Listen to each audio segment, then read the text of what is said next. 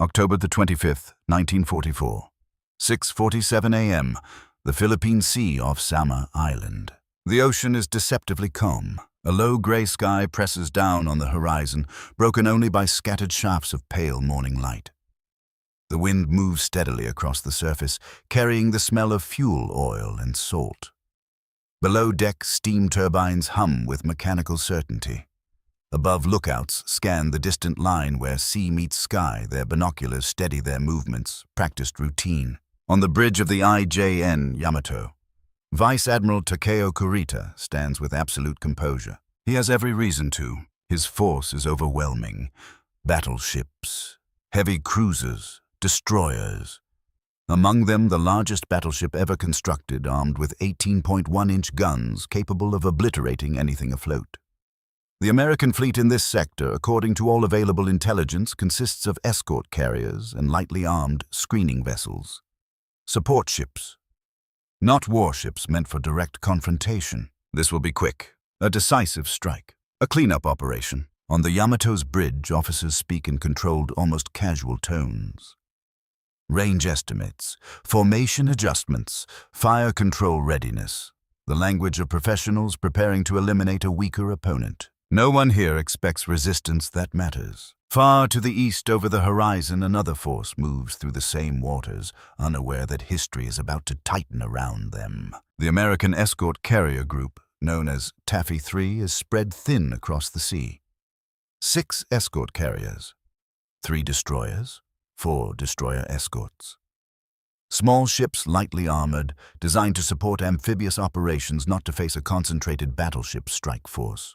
On the bridge of the USS Johnston DD 557, Commander Ernest E. Evans watches the horizon through binoculars. At first, it looks like weather. Dark shapes, columns of smoke, a shifting distortion against the pale light.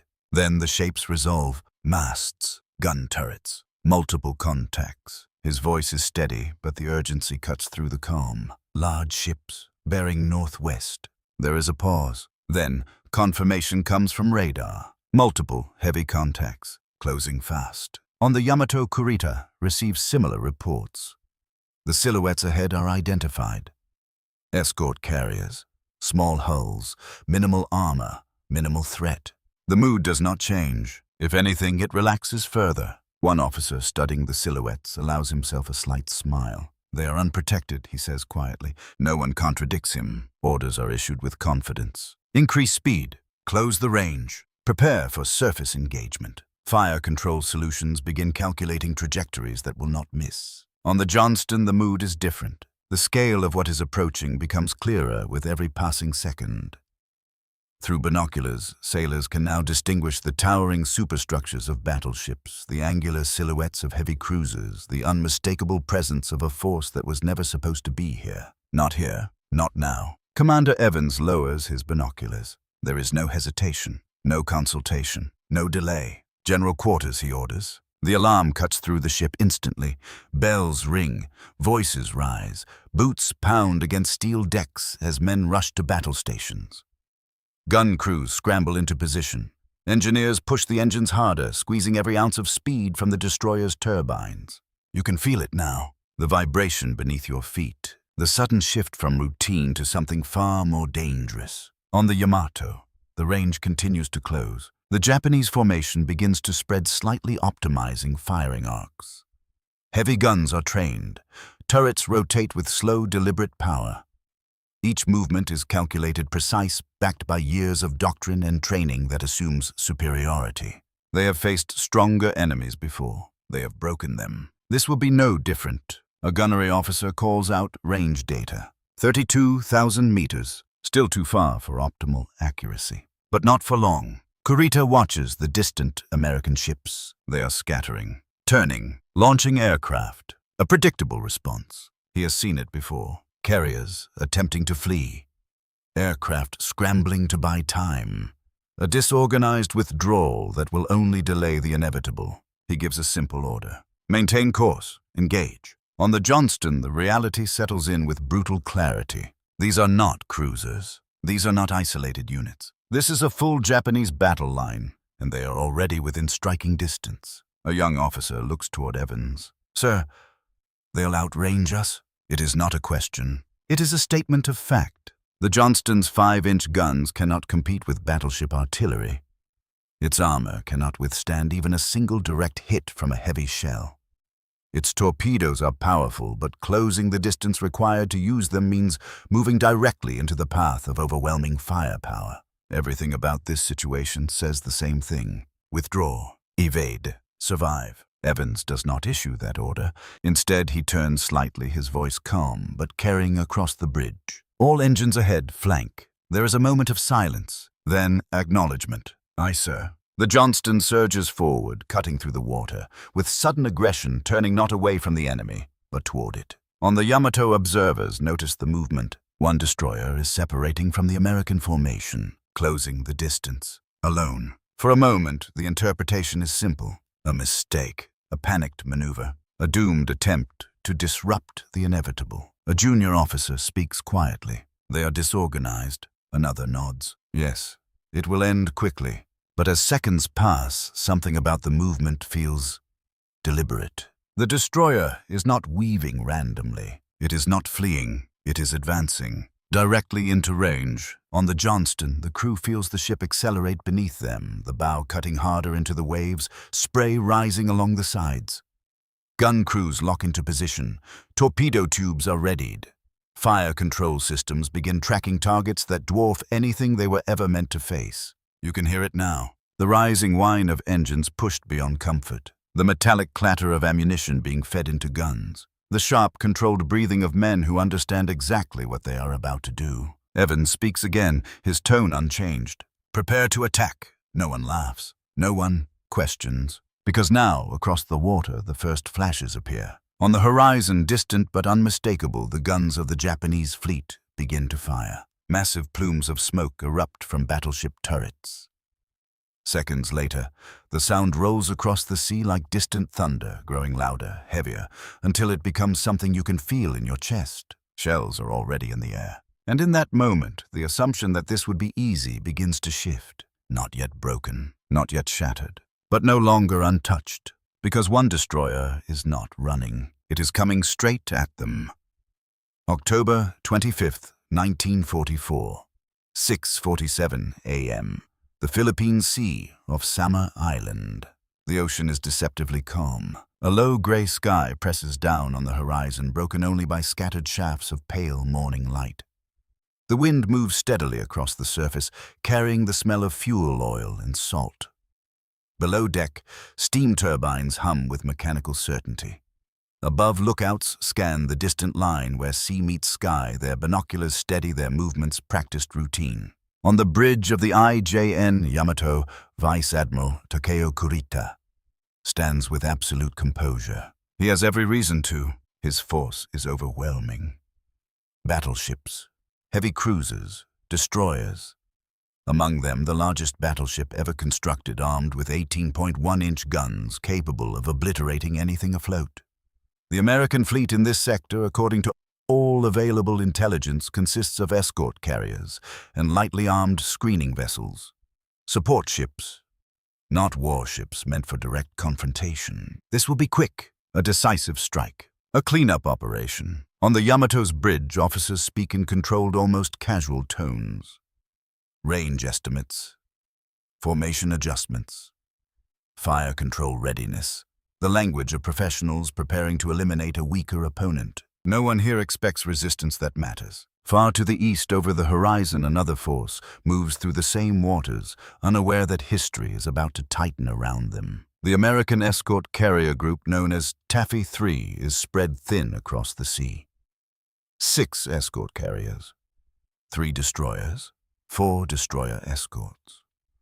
Small ships, lightly armored, designed to support amphibious operations, not to face a concentrated battleship strike force. On the bridge of the USS Johnston DD 557, Commander Ernest E. Evans watches the horizon through binoculars. At first, it looks like weather. Dark shapes, columns of smoke, a shifting distortion against the pale light. Then the shapes resolve. Masts, gun turrets, multiple contacts. His voice is steady, but the urgency cuts through the calm. Large ships bearing northwest. There is a pause. Then confirmation comes from radar. Multiple heavy contacts. Closing fast. On the Yamato Kurita receives similar reports. The silhouettes ahead are identified. Escort carriers, small holes, minimal armor, minimal threat. The mood does not change. If anything, it relaxes further. One officer studying the silhouettes allows himself a slight smile. They are unprotected, he says quietly. No one contradicts him. Orders are issued with confidence. Increase speed. Close the range. Prepare for surface engagement. Fire control solutions begin calculating trajectories that will not miss. On the Johnston, the mood is different. The scale of what is approaching becomes clearer with every passing second. Through binoculars, sailors can now distinguish the towering superstructures of battleships. The angular silhouettes of heavy cruisers, the unmistakable presence of a force that was never supposed to be here. Not here. Not now. Commander Evans lowers his binoculars. There is no hesitation, no consultation, no delay. General quarters, he orders. The alarm cuts through the ship instantly. Bells ring, voices rise, boots pound against steel decks as men rush to battle stations. Gun crews scramble into position. Engineers push the engines harder, squeezing every ounce of speed from the destroyer's turbines. You can feel it now, the vibration beneath your feet. The sudden shift from routine to something far more dangerous. On the Yamato, the range continues to close. The Japanese formation begins to spread, slightly optimizing firing arcs. Heavy guns are trained. Turrets rotate with slow, deliberate power. Each movement is calculated precise, backed by years of doctrine and training that assumes superiority. They have faced stronger enemies before. They have broken them. This will be no different. A gunnery officer calls out range data, 32,000 meters. Still too far for optimal accuracy, but not for long. Kurita watches the distant American ships. They are scattering, turning, launching aircraft. A predictable response. He has seen it before. Carriers attempting to flee. Aircraft scrambling to buy time. A disorganized withdrawal that will only delay the inevitable. He gives a simple order. Maintain course. Engage. On the Johnston, the reality settles in with brutal clarity. These are not cruisers. These are not isolated units. This is a full Japanese battle line, and they are already within striking distance. A young officer looks toward Evans. Sir, they'll outrange us. It is not a question. It is a statement of fact. The Johnston's 5-inch guns cannot compete with battleship artillery. Its armor cannot withstand even a single direct hit from a heavy shell. Its torpedoes are powerful, but closing the distance required to use them means moving directly into the path of overwhelming firepower. Everything about this situation says the same thing. Withdraw, evade, survive. Evans does not issue that order. Instead, he turns slightly, his voice calm but carrying across the bridge. All engines ahead, flank. There is a moment of silence. Then, acknowledgement. Aye, sir. The Johnston surges forward, cutting through the water with sudden aggression, turning not away from the enemy, but toward it.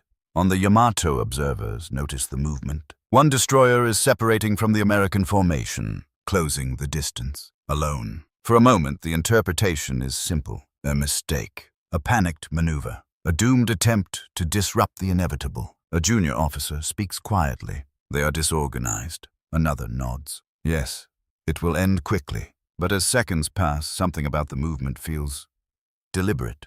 The destroyer is not weaving randomly. It is not fleeing. It is advancing directly into range. On the Johnston, the crew feels the ship accelerate beneath them, the bow cutting harder into the waves, spray rising along the sides.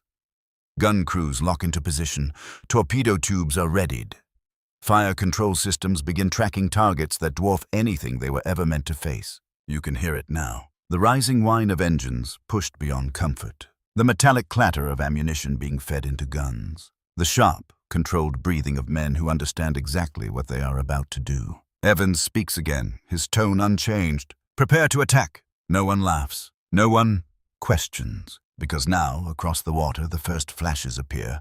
On the horizon, distant but unmistakable, the guns of the Japanese fleet begin to fire. Massive plumes of smoke erupt from battleship turrets. Seconds later, the sound rolls across the sea like distant thunder, growing louder, heavier, until it becomes something you can feel in your chest. Shells are already in the air, and in that moment, the assumption that this would be easy begins to shift. Not yet broken, not yet shattered, but no longer untouched. Because one destroyer is not running. It is coming straight at them. The first shells fall long. Towering columns of water erupt ahead of the American formation, rising like sudden walls before collapsing back into the sea. The sound arrives a heartbeat later, deep and concussive, rolling across the decks of every ship in Taffy 3. On the bridge of the USS Johnston DD 557. Commander Ernest E. Evans does not flinch. Left full rudder, he orders. The helm responds instantly. The destroyer heels hard as it turns, slicing across its own wake. Another set of splashes erupts behind where it had been seconds before. They are finding the range. Fast, above the sky begins to fill with movement. From the escort carriers, aircraft launch in urgent succession. FM-2 Wildcats and TBM. Avengers claw into the air, some barely armed, some carrying depth charges instead of bombs. All of them sent forward with one purpose: delay, confuse, buy time. You can hear the engines overhead, uneven and desperate, as pilots push their aircraft beyond routine limits. There is no formation, no careful coordination. Just a stream of planes heading toward a force they were never meant to engage directly. On the flagship I.J.N. Yamato, Vice Admiral Takeo Kurita watches through high-powered optics as the American response unfolds. Aircraft launching in haste, ships turning sharply, smoke beginning to spread across the water. It aligns with expectation. A reaction, not a plan. Continue. Advance, he says. There is no urgency in his voice. No concern.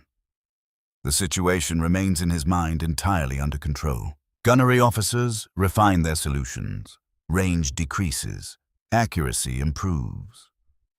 The next salvo lands closer, straddling the outer edges of the American screen. On board the heavy cruiser I.J.N. Choki, Captain Yoshio Osuga receives updated firing data. His ship's 8-inch guns adjust slightly. Elevation, corrected lead, recalculated. Fire. The guns thunder. Across the sea, the impact is immediate. Near the escort carrier USS Gambier Bay, shells crash into the water with violent precision. Spray drenches the flight deck. Crew members dive for cover as fragments hiss through the air. The scale of the incoming fire becomes undeniable. This is not harassment. This is annihilation closing in. On the Johnston Evans tracks the splashes with cold focus. Range, 15,000 yards in closing, sir. Too far for torpedoes. Too close to ignore. Another salvo lands closer still. One column of water erupts off the port bow, soaking the forward gun crew. Men stagger, but hold their positions. Training takes over where instinct might have failed. A junior officer grips the edge of a console. Sir, we cannot take a hit from those guns. Evans does not look at him. I know. There is no hesitation. No reconsideration. Ahead, the Japanese formation grows larger with every second. Individual ships are now distinguishable. Massive hulls, layered superstructures, gun turrets that seem impossibly large, each one capable of ending this fight with a single well-placed shot.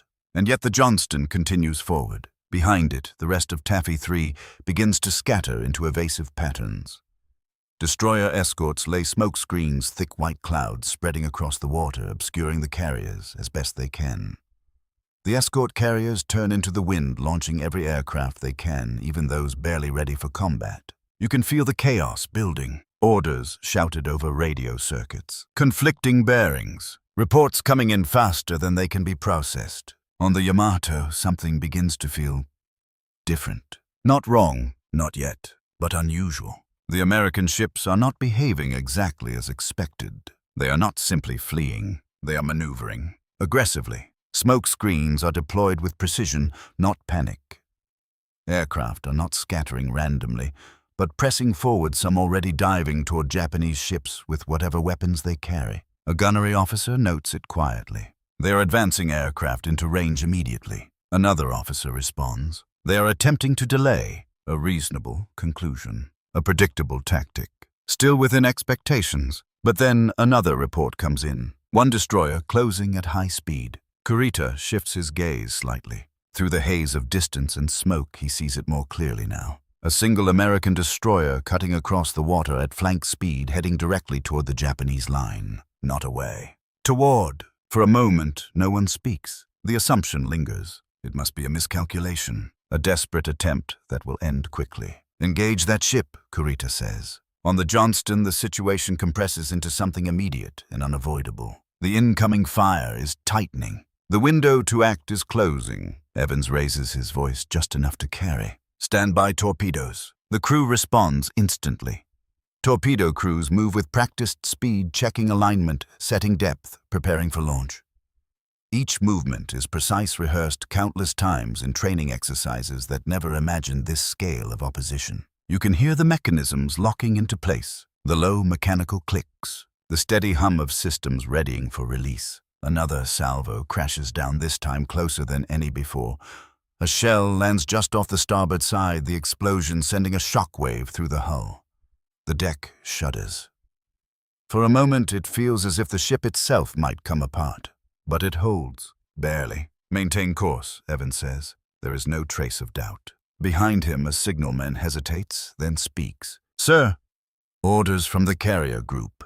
We are to lay smoke and screen. Evans does not turn. We will do more than that. Ahead, the Japanese ships loom larger, their fire growing more accurate with each passing second. Splashes now bracket the Johnston with alarming precision.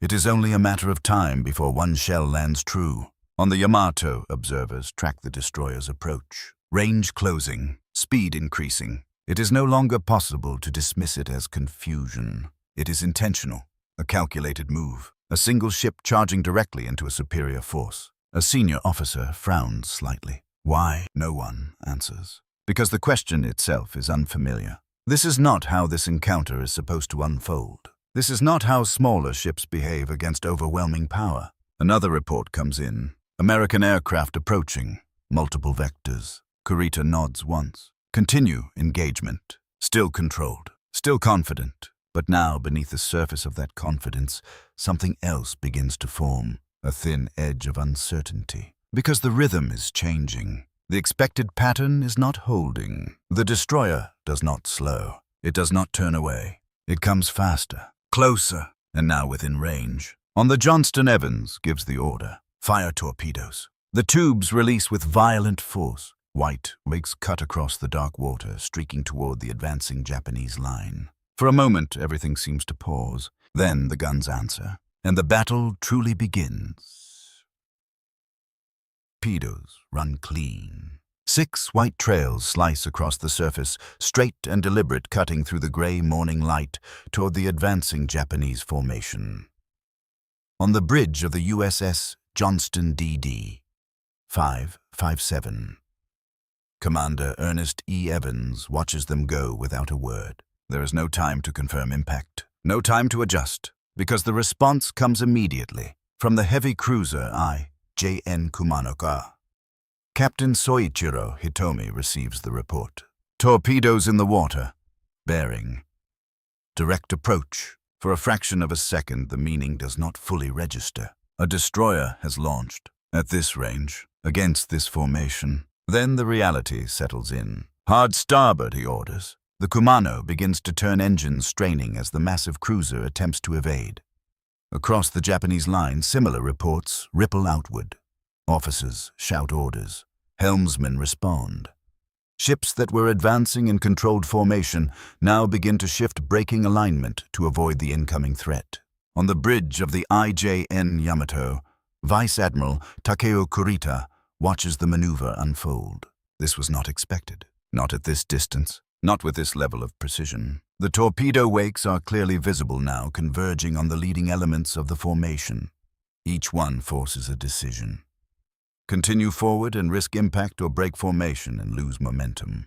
Kurita gives the order. Evasive maneuvers. Maintain engagement. The two commands pull against each other. Maintain pressure. Avoid damage. The balance begins to strain. On the Kumano, the turn is not fast enough. One torpedo strikes. The explosion tears into the cruiser's bow with violent force. Steel folds inward. Water erupts upward in a towering column, then crashes back down across the deck. The forward section of the ship is devastated, twisted, and broken. Men are thrown from their stations. Compartments flood instantly. The ship's forward momentum falters as the damage spreads. "Damage report," Captain Hitomi shouts, but the answer is already visible. The bow is gone. The formation shudders, not physically but in its cohesion. One ship crippled, others forced to turn sharply. Firing solutions disrupted, timing thrown off. On the Johnston, the effect is immediate. "Hit confirmed," a crewman calls out, disbelief in his voice. Evans does not respond. He is already issuing the next command. "Open fire." The destroyer's 5-inch guns erupt in rapid succession, smaller than the massive guns of the Japanese fleet, but fast, precise, relentless.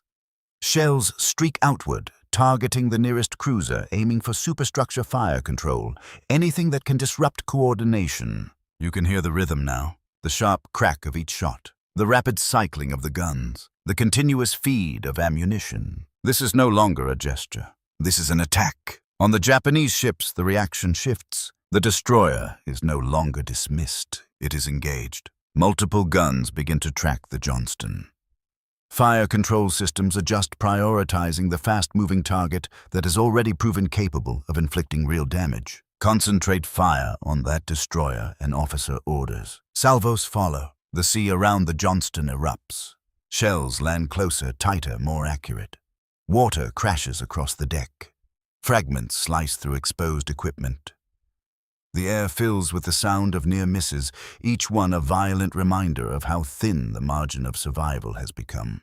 On the bridge, Evans grips the rail as the ship maneuvers sharply, weaving between splashes. "Keep her moving," he says. There is no steady course now, only constant adjustment, only motion, because to stop even for a moment would be to invite a direct hit. Above, American aircraft begin their first runs. From low-altitude TBM, Avengers dive toward the Japanese ships. Some carry bombs, others carry depth charges hastily repurposed. Machine guns chatter as they close in, aiming at exposed cruise radar installations, anything that can be reached. The attacks are not coordinated, but they are relentless. On the IJN, Chokai anti-aircraft guns open fire. Tracers streak upward, filling the sky with intersecting lines of red and white. One Avenger pulls through the barrage, releases its payload, and banks sharply away as explosions ripple along the cruiser's deck. Damage is limited, but disruption is not. Every second spent reacting to aircraft is a second not spent firing accurately at the ships below. On the Yamato, Kurita watches as the situation becomes more complex. The destroyer continues to press. Aircraft are now engaging from multiple directions. One cruiser has already taken significant damage. This is no longer a simple advance. It is becoming a contested engagement. Still, the balance of power remains overwhelming. "Continue." "Forward," he orders again. But now the tone has changed. Less certain, more deliberate. Because something is happening that does not align with expectation. On the Johnston, the cost begins to show. A near miss detonates close enough to send fragments tearing across the deck. A gun crew is hit. Men fall. Others step forward instantly, replacing them without hesitation. The ship shudders again as another shell lands nearby, the concussion rippling through the hull. "Damage report." Evans calls. Minor flooding forward compartments. Guns still operational. For now, but the margin is narrowing. The Japanese guns are adjusting, learning, each salvo more precise than the last. And yet the Johnston does not withdraw. It continues to fire, continues to maneuver, continues to press closer. On the Kumano, damage control teams fight to contain the flooding. The loss of the bow has reduced speed-altered handling and forced the cruiser out of effective combat position. One destroyer has done this. One. The realization spreads quietly among the Japanese officers. This is not insignificant. This is not disposable. This is a threat that demands attention. And attention means distraction, disruption, delay. On the American side, that delay becomes everything. Smoke screens thicken. Escort carriers turn further away, buying distance. Aircraft continue to launch, even as the battle closes around them. Every minute gained is a minute not expected. You can feel the shift now, not a collapse. Not yet. But the certainty that existed at the start of the encounter is no longer intact. Because one destroyer did not break, it did not run. It struck first, and it struck hard enough to force the entire Japanese line to react. For the first time, the engagement is no longer entirely under their control, and that changes everything. The distance collapses faster than anyone intended. What began as a long-range engagement has turned into something tighter, more chaotic, more dangerous with every passing second. The clean geometry of naval doctrine begins to dissolve under pressure. Formations bend, firing lines blur, commands that once moved with clarity now compete against the noise of battle. On the bridge of the USS Johnston DD 557, Commander Ernest E. Evans sees the gap opening. Not wide, not safe, but real. The Japanese line disrupted by evasive maneuvers, and the sudden torpedo strike is no longer advancing as a single unified force. Cruisers are adjusting course. Destroyers are screening unevenly. Battleships, powerful but less agile, are holding position just long enough to maintain firing solutions. That hesitation creates space, and Evans moves into it. Right full rudder. Close the range. The Johnston turns sharply again, driving deeper into the fight. Spray lashes across the deck. The ship leans into the maneuver engines, pushed beyond their intended limits, every vibration carrying through steel and bone. Behind them, other American ships begin to react. The USS Hoel D-533 accelerates into a similar attack vector, its own guns beginning to fire as it closes. The destroyer escort USS Samuel B. Roberts D-E-413 follows smaller, slower, but equally committed. This is no longer a single act. It is becoming a pattern on the IJN Yamato.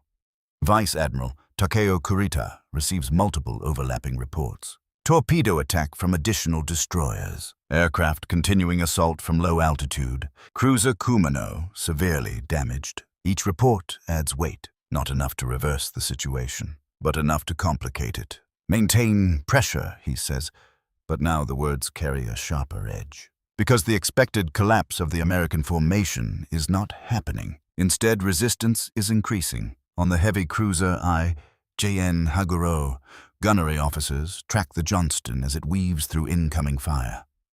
The destroyer's movement is erratic, unpredictable, making precise targeting difficult. Adjust lead.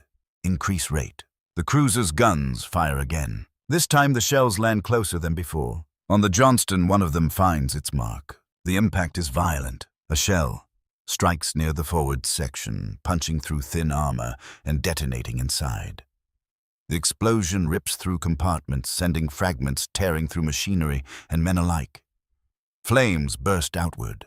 Smoke fills the air instantly. The ship lurches. For a moment, it feels as if it might stop. You can hear it. The sudden change in engine tone, the shouts of damage control teams, the crackle of fire spreading where it should not be. Report Evans calls. Forward engine room hit fire in multiple compartments. The words come fast, overlapping, incomplete, but the meaning is clear. The Johnston has taken a direct hit, and it is still closing. Keep firing, Evans says. There is no pause to assess, no moment to reconsider. The guns continue their rhythm shells, leaving the barrels in rapid succession, targeting anything within range.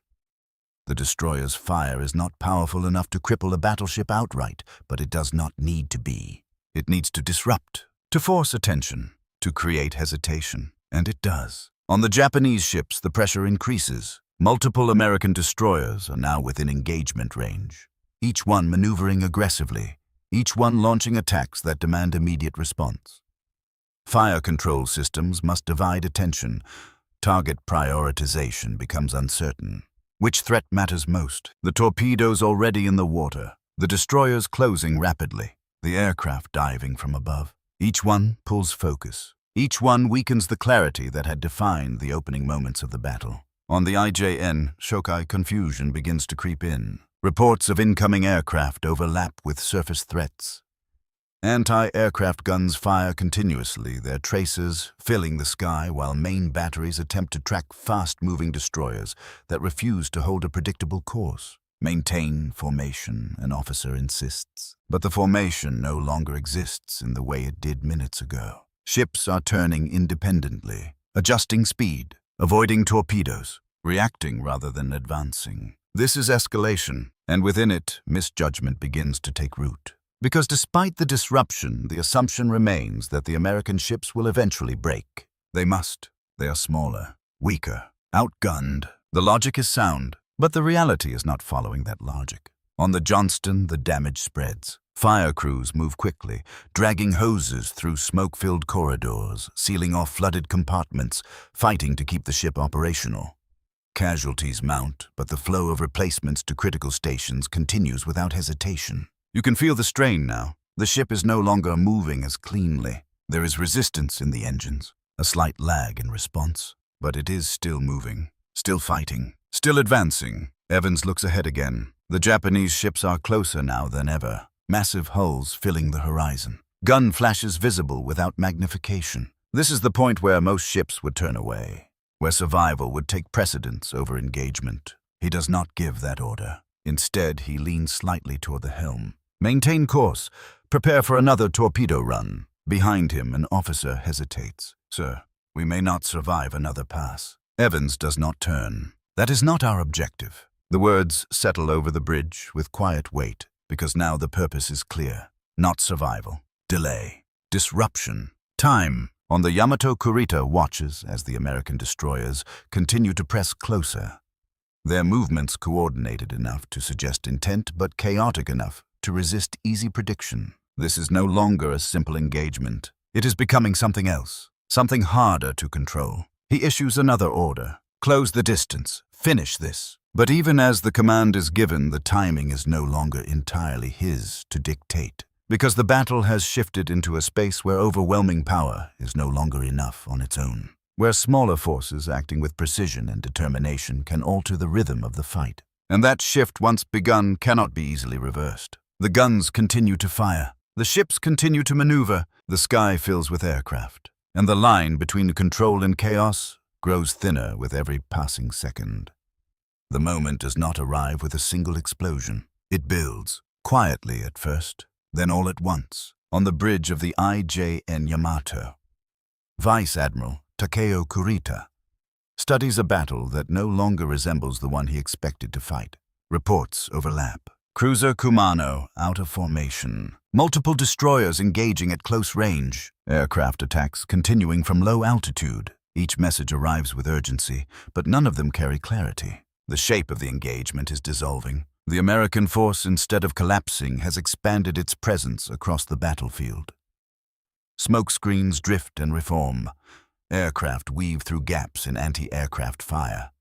Destroyers appear and disappear between columns of water and bursts of flame, never holding still long enough to be cleanly targeted. The rhythm has changed, and it is not returning. On the USS Johnston DD 557, Commander Ernest E. Evans feels it as well. The first torpedo attack has already altered the course of the battle.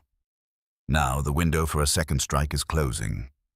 The Japanese ships are more alert, their evasive maneuvers sharper, their guns faster to adjust.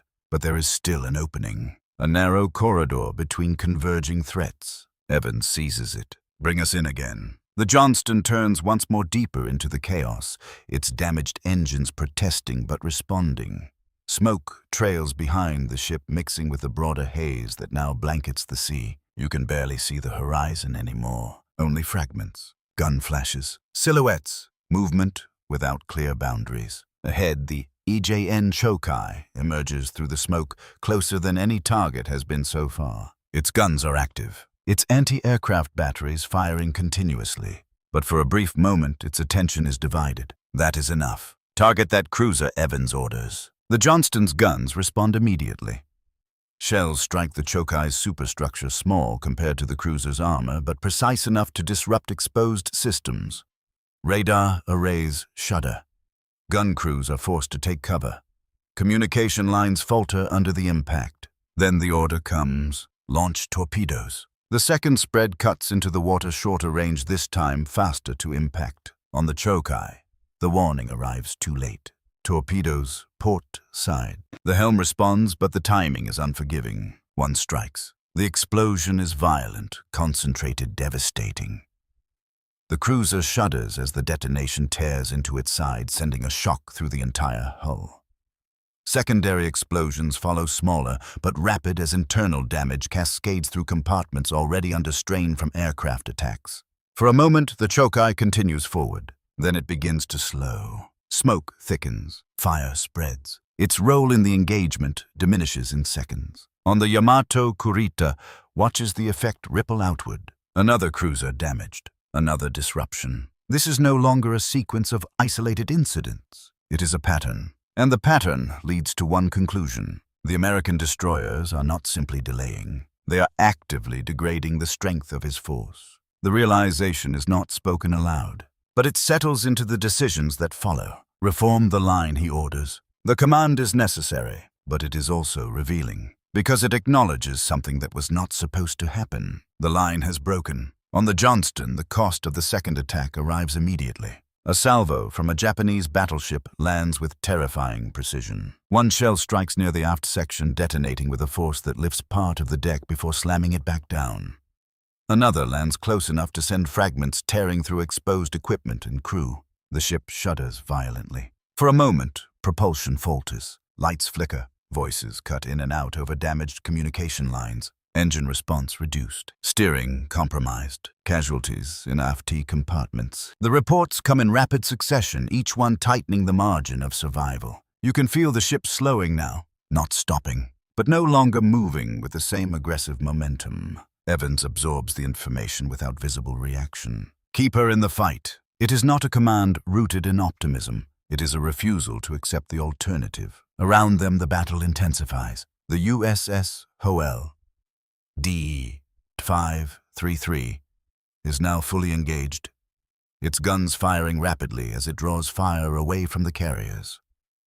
The USS Samuel B. Roberts, D413, pushes forward. Despite its lighter armament, its presence forcing Japanese ships to divide their attention even further. Above, aircraft continue their attacks. Some return damaged, some do not return at all. But they keep coming, each pass forcing guns upward. Each dive pulling focus away from the surface fight. On the Japanese side, the accumulation of these actions begins to weigh heavily. No single attack is decisive, but together they are changing the outcome. Ships are no longer advancing in coordinated formation. Fire control is fragmented. Situational awareness is incomplete. And most importantly, time is slipping. The longer the engagement continues, the more opportunities the American force has to survive, to escape, to turn a moment of vulnerability into something else entirely. Kurita stands silent for a moment, watching the evolving battlefield. This is the turning point, not marked by a single loss, but by a shift in understanding.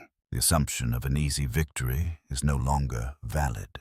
The American ships are not breaking, they are holding. And in holding, they are forcing him to reconsider every decision that follows. But reconsideration requires time, and time is exactly what the destroyers are taking from him. On the Johnston, smoke now pours from multiple sections of the ship. Fires burn where they can be contained. Flooding spreads where it cannot. Yet the guns continue to fire. Slower now, but still precise, still deliberate, still part of the fight. Evans looks once more toward the enemy. The distance is still close. The threat still overwhelming, but the effect is undeniable. They have forced the Japanese fleet to react, to slow, to hesitate, to lose the certainty that defined the opening of the battle. And that change cannot be undone, because once doubt enters the engagement, it spreads. Through decisions, through timing, through every command that follows. The turning point has passed, even if no one has fully admitted it yet. The battle no longer has a center. It fragments into overlapping fights, each one unfolding at a different distance, at a different intensity, with no single vantage point capable of capturing the whole. Smoke drifts thick across the sea, breaking lines of sight, turning ships into shadows that appear and vanish without warning. On the bridge of the IJN Yamato, Vice Admiral Takeo Kurita receives reports that no longer align. Enemy destroyers within close range, aircraft attacking from port and starboard, cruiser units requesting maneuver clearance. Each transmission arrives with urgency, but together they form something unstable, a picture that refuses to settle. He looks out across the water, but the horizon is gone. In its place are shifting layers of smoke and movement, broken only by flashes of gunfire and the rising columns of near misses. This is not the engagement he planned. It is something more volatile, more difficult to control. Regroup the cruisers, he orders. But even as the command is issued, it collides with another reality. There is no clear space to regroup. Every attempt to consolidate brings ships into new threats. Torpedoes, aircraft, destroyers appearing at unpredictable angles. On the IJN Chokai, damage has compounded beyond simple repair. Fires burn across sections of the deck. Internal explosions have disrupted key systems. Communication lines are unreliable, forcing officers to rely on visual signals and shouted orders. Captain Yoshio Osuga grips the edge of the bridge as another explosion rocks the ship. Status, he demands. Propulsion reduced. Fire control intermittent. The words come through smoke and confusion. The cruiser is still afloat, still armed, but no longer fully effective. And in this kind of battle, partial effectiveness is not enough. Nearby, the USS Hoel, D-533, presses forward into a storm of incoming fire. Its guns blaze continuously, each shot another attempt to pull attention away from the vulnerable escort carriers behind it. On its bridge, Commander Leon S. Kindberger stands exposed, watching the incoming splashes tighten around his ship. Keep firing, he orders. The destroyer shudders as near misses erupt on all sides, water crashing across the deck, fragments tearing through exposed positions. Casualties mount, but the ship does not turn away. Not yet. On the USS Johnston, D-557, the situation is reaching a breaking point. The damage from repeated hits has slowed the ship significantly. Steering responds unevenly. Communication between compartments is fragmented. Fires continue to burn despite the efforts of damage control teams working in suffocating heat and smoke. You can feel the strain in every movement. The engines no longer respond cleanly. The deck trembles with each distant impact. The air is thick with the smell of burning insulation and fuel. Commander Ernest E. Evans stands firm, his focus narrowing to what remains possible. Maintain engagement, he says. There is no mention of retreat, no discussion of survival, only the continuation of the mission. Ahead, the Japanese ships are still there, still firing, but no longer advancing with the same relentless certainty, because now they are reacting. On the IJN Haguro gunnery crews struggle to maintain consistent targeting. The destroyers are too close too fast, too unpredictable. Each attempt to track them is interrupted by smoke, by evasive maneuvers, by sudden aircraft attacks that force guns to shift upward. New target bearing 210A spotter calls. Negative aircraft incoming starboard. The commands overlap. Compete. Delay. And in that delay, opportunities slip away. Above the chaos, American aircraft continue their attacks with increasing desperation. Some approach at dangerously low altitude, skimming the surface before rising just enough to release their payloads. Others dive steeply, aiming for exposed sections of Japanese ships already under strain. Not all of them hit, but enough do. Explosions ripple across decks. Fires ignite. Crews are forced to divert attention from offensive operations to survival. On the Yamato Kurita, absorbs another report. Enemy aircraft continuing attacks despite losses. There is a pause, then another. Destroyers still advancing. That word lingers. Still, they should not be. By every expectation, the American screen should have broken by now. Instead, it persists. And in persisting, it forces decisions that were never meant to be made under pressure. Change course. 10 degrees, Kurita orders. It is a small adjustment, but it signals something larger, a shift from direct advance to reactive maneuvering. On the American side, that shift is everything, because each course, change, each hesitation, each moment spent reacting instead of advancing, extends the window. The escort carriers, partially concealed by smoke, continue to move away from the center of the battle. Their aircraft, launched in haste, now circle back, some rearming, others simply returning to attack again with whatever remains. Time stretches, not enough to guarantee survival, but enough to make it possible. On the Johnston, another hit lands, this one closer. The explosion tears through the midsection, sending a shockwave that knocks men from their feet. For a moment, the ship seems to lose all forward motion. Then slowly it continues, barely. Engine status, Evans calls. Reduced power, sir. We can still move. Still, the word carries weight, because it is becoming rare. Around them, the USS Samuel B. Roberts, D-413, charges into range, its smaller guns firing with surprising intensity. Its presence adds yet another layer of complexity to the battle, another threat that must be accounted for, another distraction that pulls attention away from the carriers. On the Japanese ships, confusion deepens. The engagement is no longer linear, no longer predictable. Targets appear and disappear. Damage accumulates in unexpected places. Commands take longer to execute. And through it all, the American ships continue to fight, not as a unified line, but as individual units, each one acting with a level of aggression that defies expectation. This is shock, not from a single event, but from the realization that the situation cannot be simplified, that control is slipping, that the assumptions that guided the opening of the battle no longer apply. On the Yamato Kurita looks out across the smoke-filled sea. The outcome is still within reach, but the path to it is no longer clear. And every moment spent deciding what to do next is a moment the enemy uses to survive. The plan does not fail all at once. It unravels, thread by thread. On the bridge of the IJN Yamato, Vice Admiral Takeo Kurita stands in a space that is growing louder, more crowded, more uncertain with every passing minute. Voices overlap.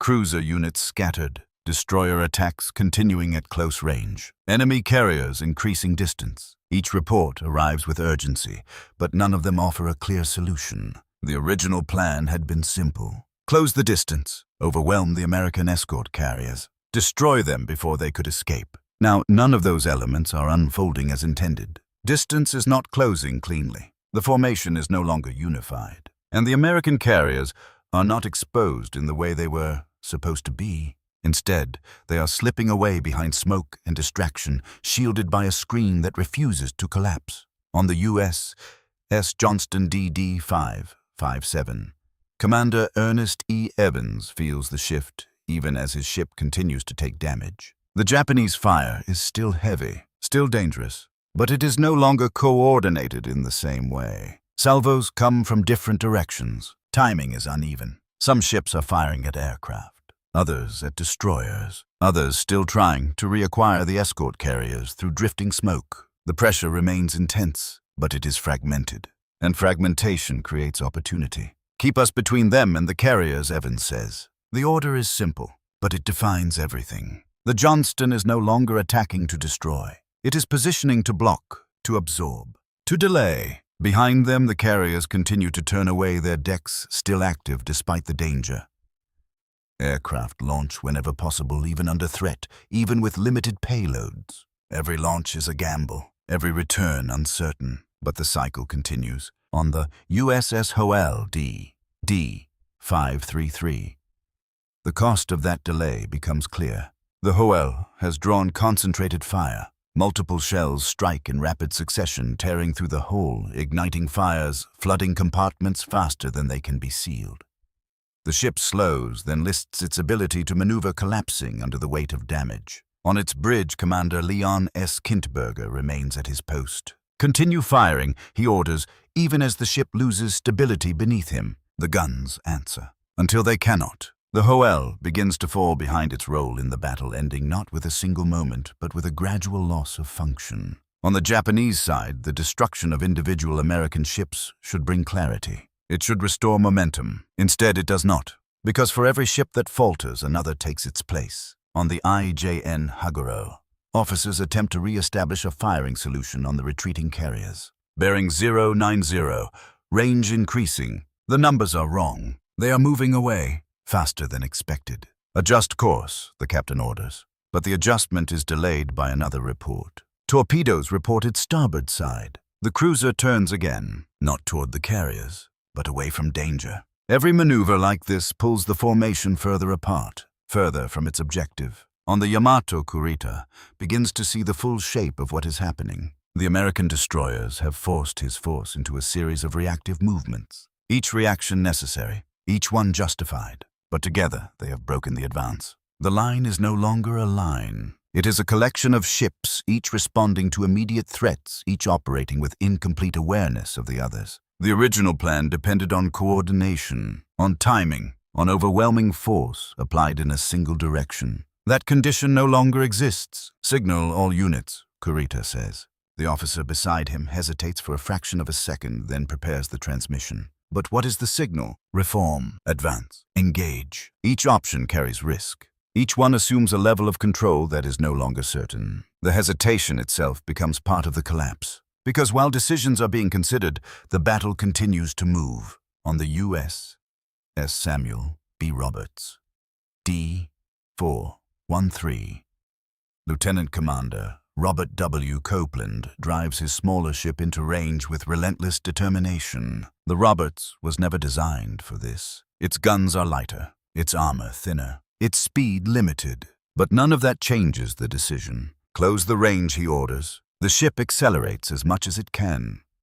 Its guns already firing shells, striking at exposed sections of larger Japanese ships, forcing crews to react, to adjust, to divert attention once more. You can feel the scale of the imbalance, and the refusal to accept it. On the Johnston, another hit lands, this one deeper. The explosion tears through already weakened sections of the ship, sending a shock through the entire structure. The deck buckles slightly. Internal systems falter. Communication lines fail in multiple compartments at once. For a moment, the ship seems to pause, suspended between movement and collapse. Report Evans calls. Severe damage midship. Fires spreading. Steering intermittent. The words come through static and distortion. The ship is still afloat, still capable of limited movement, but barely. Evans nods once. Continue to engage. There is no alternative. Because the moment they stop, the barrier they have created disappears, and with it, the time they have bought. On the Japanese side, the realization deepens. This is no longer a controlled operation. It is a contested fight with no clear structure, no predictable flow, no guarantee that overwhelming force will translate into immediate victory. Kurita looks out across the battlefield once more. The carriers are farther now, the destroyers still between, the cruisers scattered. The battleships firing, but without the cohesion that once defined their advance. The original plan has not been abandoned, but it no longer exists in a form that can be executed. It has collapsed, and in its place is something far more uncertain, something that demands new decisions, made quickly, with incomplete information, under pressure. The effort to regain control begins immediately. It has to. Because without it, the entire operation drifts further from its objective with every passing minute. On the bridge of the IJN Yamato, Vice Admiral Takao Kurita issues a sequence of rapid orders, each one aimed at restoring something that has already begun to slip away. Reform into attack groups. Concentrate fire on carriers. Destroy screening vessels quickly. The commands are clear. The intent is direct. But execution is no longer simple. Because the battlefield no longer supports clarity. Smoke continues to drift across the water, obscuring lines of sight. Ships that should be visible are hidden. Targets that should be clear are reduced to fleeting silhouettes. Communication delays stretch longer with each relay, each confirmation taking precious seconds that no longer exist. On the IJN Haguro, officers attempt to comply. Adjust course to intercept carriers. The helm responds. But almost immediately another report interrupts. Enemy destroyer, closing port side. The decision fractures. Continue toward the carriers and risk torpedoes, or engage the immediate threat and lose distance. The captain makes the call. Engage destroyer. It is the correct decision in the moment, and the wrong one for the larger objective. Because every time a ship turns to deal with a destroyer, the carriers gain distance. On the American side, that distance is everything. The escort carriers, still partially concealed by smoke, continue to move away from the center of the battle. Their decks remain active despite the danger. Aircraft are launched as soon as they can be prepared, even with minimal ordnance. Some carry only machine guns. Some carried depth charges, but they go anyway. Each one another interruption, another demand on attention, another reason for Japanese guns to look upward instead of forward. On the USS Johnston DD 557. The cost of holding that line becomes almost unbearable. The ship is heavily damaged now, speed reduced, steering unreliable, fires burning in compartments that can no longer be fully accessed. You can feel it in the movement. The ship no longer responds cleanly. It drags through the water instead of cutting through it, each turn slower, each correction delayed. but it still moves. And it is still between the enemy and the carriers. Commander Ernest E. Evans remains on the bridge, his focus fixed on the ships ahead. "Keep firing," he says. The guns answer, though more slowly now. Some mounts have been disabled. Others continue their cruise, working under conditions that grow more difficult with every passing second. Heat, smoke, noise, the constant shock of nearby impacts. And still they fire. On the USS Samuel B. Roberts, D. E-413. Lieutenant Commander Robert W. Copeland drives his ship into even closer range. The Roberts closes the gap with a level of aggression that defies its size and purpose. Its smaller guns fire rapidly, targeting exposed sections of larger ships, forcing crews to react, to adjust, to divert attention once again. At this range, the scale difference is overwhelming. Japanese cruisers tower above the Roberts, their guns capable of destroying it in a single well-placed hit. But hitting it is not simple, not when it is moving unpredictably, not when smoke obscures visibility, not when aircraft are attacking from above. On the Japanese ships, the attempt to restore order becomes increasingly strained. Commands are issued, but they arrive too late or conflict with other commands already in motion. A cruiser turns to engage a destroyer. Another accelerates toward a carrier contact that disappears behind smoke. A battleship fires at long range, but its target shifts before the next salvo can be corrected. Each action is logical in isolation. Together, they fail to produce cohesion. On the Yamato, Kurita receives another report. Enemy carriers increasing distance beyond effective range. The words land heavily, because they confirm what is already visible. The primary objective is slipping away, not because it cannot be reached, but because the conditions required to reach it no longer exist. He looks out across the battlefield again. The destroyers are still there, damaged, burning, but still present, still forcing reactions, still consuming time that cannot be recovered. "Advance," he says again. But the word has lost its certainty, because advancing now means moving through a battlefield that no longer behaves predictably. On the American side, the cost continues to mount. The USS Howell, D. 533, is no longer effectively engaged. The USS Johnston DD 557 is barely operational. The USS Samuel B. Roberts, D. E-413 is under increasing fire, its ability to sustain the fight limited by its design. And yet they continue, because stopping now would erase everything they have achieved, every minute gained, every disruption caused, every shift in the battle's rhythm. On the Johnston, another explosion tears through the ship, this one deeper inside. The shock is immediate. Lights fail in multiple sections. Communication lines cut completely in others. For a moment, the ship is reduced to isolated compartments, each one fighting its own battle. Status Evans calls. There is no immediate answer, only fragments. Flooding increasing, fire spreading, power intermittent.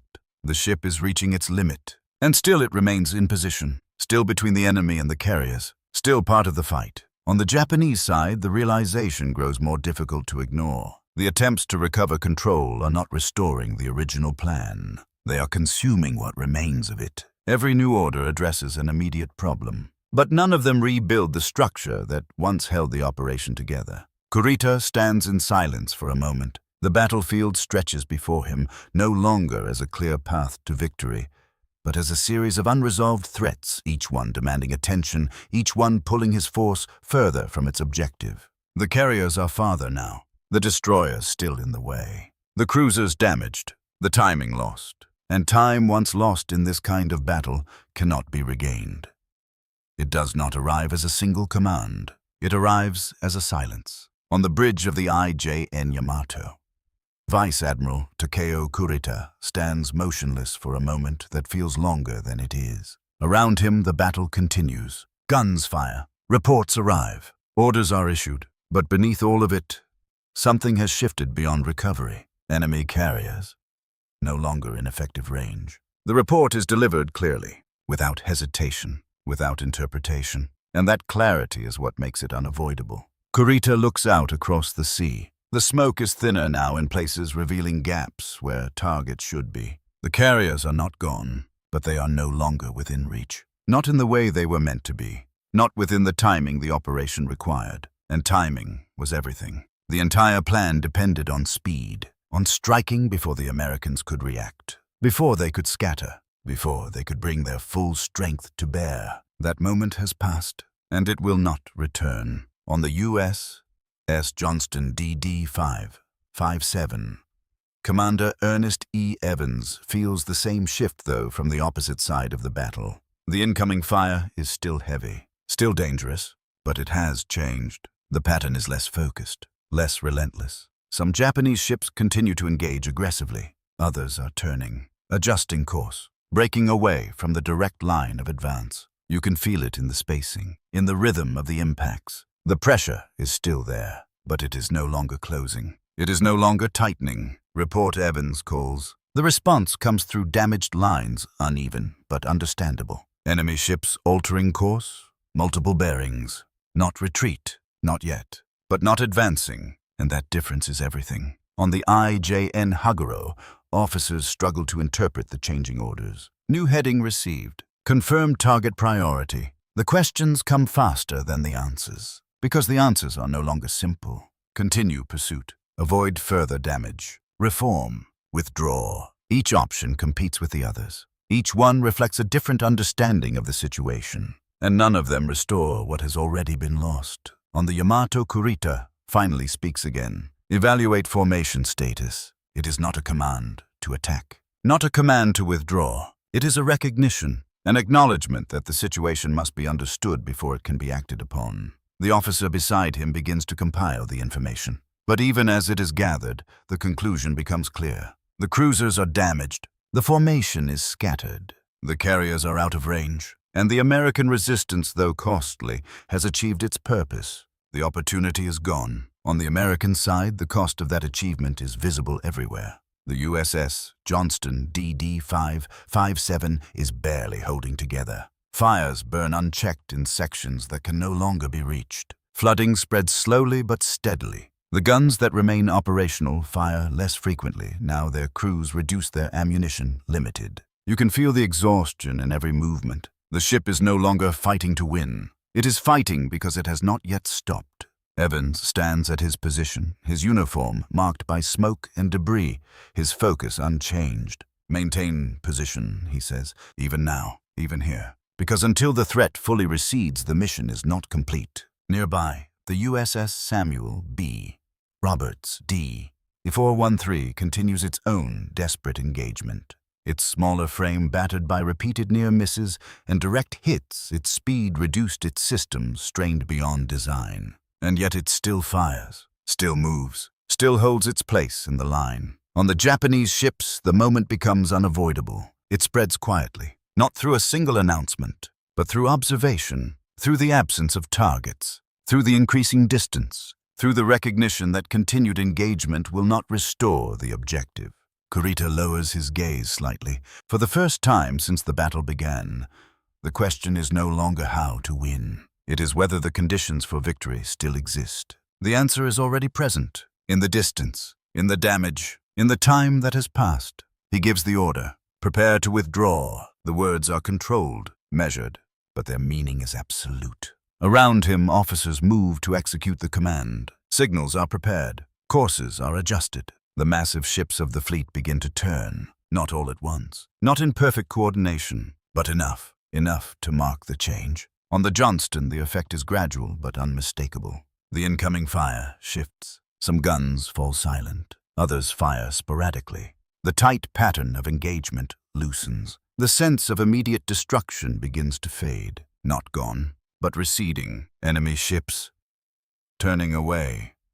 A crewman reports. The words carry disbelief, because moments ago that outcome seemed impossible. Evans listens, then nods once, but he does not relax, because the cost of reaching this moment has not yet been paid in full. The ship beneath him is failing, the damage too severe, the systems too compromised, the structure too weakened. The realization comes not as a surprise, but as an inevitability. They have held the line, they have forced the change, but they cannot continue. And as the Japanese fleet begins to withdraw, that truth settles in fully. The battle is no longer about stopping the enemy. It is about surviving what remains, and for some survival is no longer possible.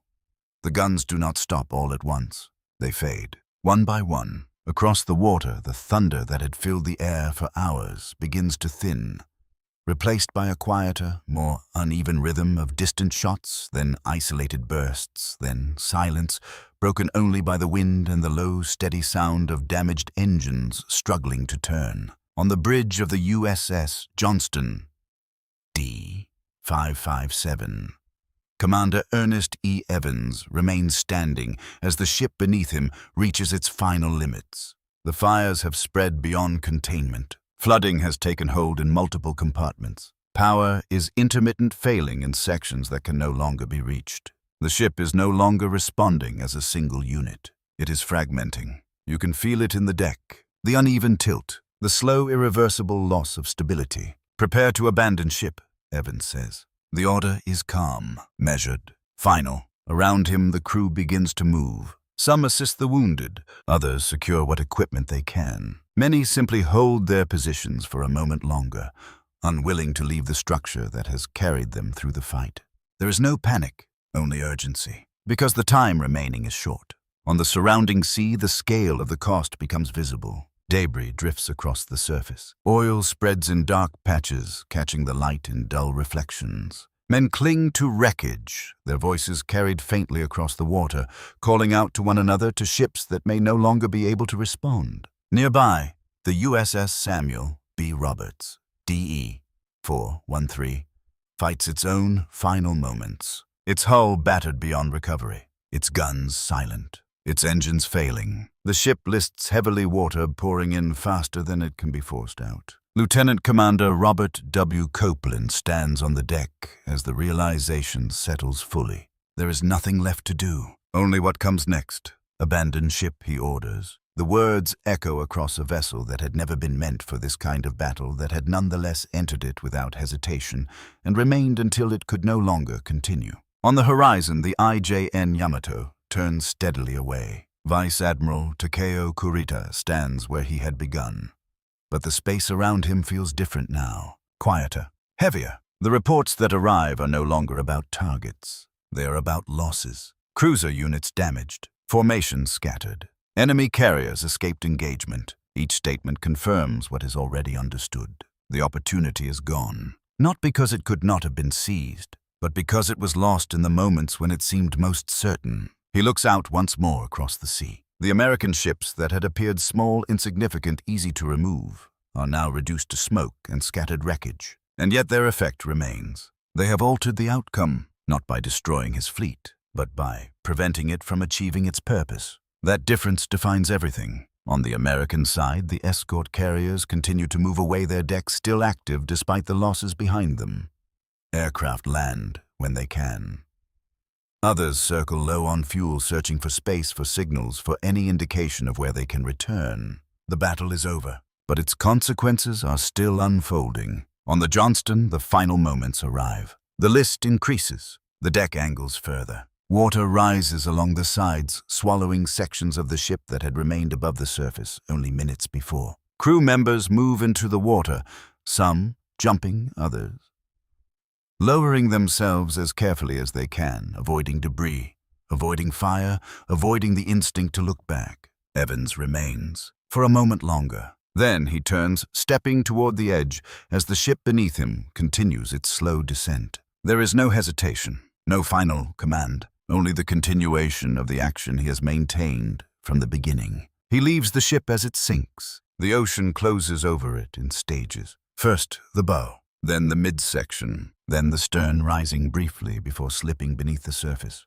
The space it occupied becomes empty, but not unchanged. Across the battlefield, other ships follow. Some sink quickly. Others burn for hours before finally giving way, each one marking a point where the cost of the delay became permanent. On the Yamato, the withdrawal continues. The massive ship moves steadily away from the area where the battle had taken place, its guns silent, its course fixed not on pursuit but on departure. Kurita does not speak. There is nothing left to order that can change what has already happened. The American carriers are gone. The formation is broken. The advantage, though still present in raw power, no longer translates into control, and control was what mattered. Without it, the strength of the fleet cannot produce the result it was meant to achieve. The sea behind them holds the evidence. Smoke rising in thin columns, debris scattered across the surface, men waiting to be rescued or left behind. The battle has ended, but its outcome is fixed, because the moment when it could have been decided passed hours earlier, in the assumption of ease, in the expectation of collapse, in the belief that smaller ships would not stand. Those moments cannot be returned to. They cannot be corrected.